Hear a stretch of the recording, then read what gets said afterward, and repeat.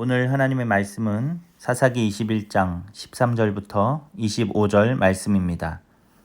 온 회중이 림몬 바위에 있는 베냐민 자손에게 사람을 보내어 평화를 공포하게 하였더니 그때 베냐민이 돌아온지라. 이에 이스라엘 사람이 야베스 길르앗 여자들 중에서 살려둔 여자들을 그들에게 주었으나 아직도 부족하므로 백성들이 베냐민을 위하여 뉘우쳤으니 이는 여호와께서 이스라엘 지파들 중에 한 지파가 빠지게 하셨음이었더라. 회중의 장로들이 이르되 베냐민의 여인이 다 멸절되었으니 이제 그 남은 자들에게 어떻게 하여야 아내를 얻게 할까 하고 또 이르되 베냐민 중 도망하여 살아남은 자에게 마땅히 기업이 있어야 하리니 그리하면 이스라엘 중에 한 지파가 사라짐이 없으리라. 그러나 우리가 우리의 딸을 그들의 아내로 주지 못하리니 이는 이스라엘 자손이 맹세하여 이르기를 딸을 베냐민에게 아내로 주는 자는 저주를 받으리라 하였음이로다 하니라.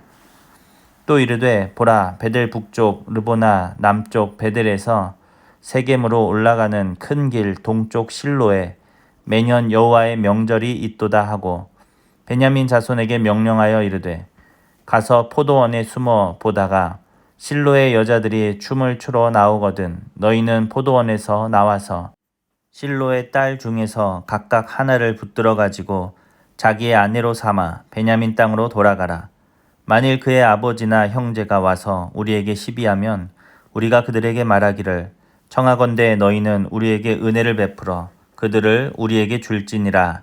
이는 우리가 전쟁할 때에 각 사람을 위하여 그의 아내를 얻어주지 못하였고 너희가 자의로 그들에게 준 것이 아니니 너희에게 죄가 없을 것임이니라 하겠노라 하매 베냐민 자손이 그같이 행하여 춤추는 여자들 중에서 자기들의 숫자대로 붙들어 아내로 삼아 자기 기업에 돌아가서 성읍들을 건축하고 거기에 거주하였더라. 그때 이스라엘 자손이 그곳에서 각기 자기의 지파 자기의 가족에게로 돌아갔으니 곧 각기 그곳에서 나와서 자기의 기업으로 돌아갔더라.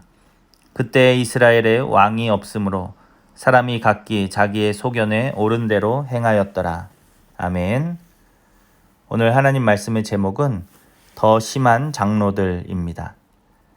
이스라엘 장로들은 레위인의 이야기를 듣고 베냐민 지파를 공격하였습니다. 베냐민 지파 중 불량배들의 소행을 그냥 넘길 수 없었기 때문입니다. 나그네를 공경에 빠뜨리고 여인을 욕보인 베냐민 지파를 처벌하여서 정의를 세워야 한다라는 것입니다. 그래서 이 장로들은 베냐민 지파와 전쟁을 하였습니다. 그런데 이제 와서 이스라엘 중에 한 지파가 멸절될 위기에 처했다라며 그들은 이것을 어떻게 해결할지 고민하고 있습니다. 이스라엘의 장로들이 결정하여서 군대를 동원하여 베냐민 지파를 공격한 것인데 이제 와서 이 모든 원망과 책임을 하나님께 돌리며 이들은 이것을 어떻게 회복할지 의논하고 있는 것입니다. 마침 베냐민 지파 중에 전쟁을 피해서 숨어있던 600명의 남자들이 있었습니다.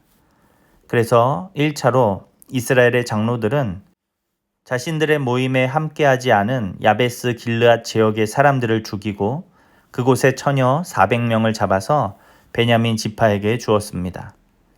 그런데 문제는 아직 200명의 여인이 부족하다라는 것입니다. 이스라엘의 장로들은 전에 감정이 격했을 때 자신들 중에서 누구든지 베냐민 지파에게 딸을 시집 보내는 사람은 저주를 받기로 맹세를 하였습니다.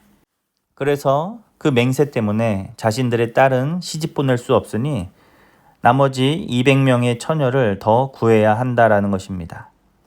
그래서 이들은 베냐민 지파에게 남은 200명의 여인을 구할 방법을 지시하고 있습니다. 그런데 이 이스라엘 장로들의 지시가 굉장히 충격적입니다.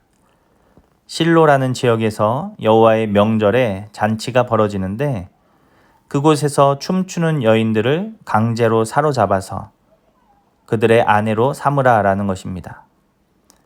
강제로 잡아가는 것은 딸을 베냐민 지파에게 시집 보내는 것이 아니니 맹세를 어기지 않는 것이 되므로 상관이 없다라는 것입니다. 결국 베냐민의 남자들은 장로들의 말대로 실로에 가서 하나님께 예배하는 여인들을 강제로 사로잡아 자신의 아내로 삼게 됩니다. 이스라엘의 장로들은 기브아에서 벌어진 일에 대해 망령된 일이다, 악행이다 라며 규탄하였습니다. 그런데 지금 그들은 더 많은 여인들에게 망령된 일과 악행을 저지르고 있는 것입니다. 그리고 더 나아가서 그들은 하나님의 예배까지도 멸시하고 있는 것입니다. 이 모든 사건의 이유를 사사기는 마지막 절을 통해 우리에게 이렇게 말해줍니다. 25절, 그때에 이스라엘에 왕이 없으므로 사람이 각기 자기의 소견에 옳은 대로 행하였더라. 하나님을 버린 죄인의 모습이 얼마나 잔인하고 추악한지 오늘 말씀을 통해서 우리는 보게 됩니다. 하나님을 버리니 자신이 왕이 되어서 다른 이들을 함부로 판단하고 그들의 죄를 심판하기 위해서 그들의 생명도 뺏을 수 있다라고 생각합니다. 그렇게 정의를 부르짖더니 이제는 자신들이 그들보다 더 심한 죄를 짓고도 태연하게 각기 처소로 돌아가고 있다라는 것입니다. 이것이 다 하나님을 버린 죄인의 모습인 것입니다. 사랑하는 성도 여러분, 하나님을 왕으로 섬기며 살아가는 주님의 자녀들이 되시기를 바랍니다. 하나님을 왕으로 섬기는 사람들은 하나님을 두려워합니다. 하나님 앞에서 함부로 행동하지 않습니다. 하나님의 말씀을 소중히 여기고 그 말씀을 실천하기 위해 애쓰며 살아갑니다. 그래서 하나님을 섬기며 이웃을 사랑하는 사람으로 이 땅을 살아가는 것입니다. 오늘 저와 여러분이 그런 사람들이 다 될 수 있기를 간절히 바랍니다. 하나님의 말씀을 소중히 여기며 주님의 나라를 세워가며 그래서 왕이신 하나님을 섬기는 거룩한 주의 자녀로 살아가는 저와 여러분 될 수 있기를 간절히 바랍니다. 기도하겠습니다. 하나님, 우리가 하나님을 왕으로 섬기며 살아가기 원합니다. 세상은 네가 하고 싶은 대로 행하라 라고 우리에게 말하고 있지만 그것이 진리가 아님을 오늘 말씀을 통해 깨닫습니다. 하나님이 우리의 왕 되심을 우리가 인정하고 그래서 그분의 말씀을 소중히 여기며 그 말씀의 가치를 붙잡고 살아가는 주님의 자녀들 다 되게 하여 주시옵소서. 감사드리며 예수님의 이름으로 기도합니다. 아멘.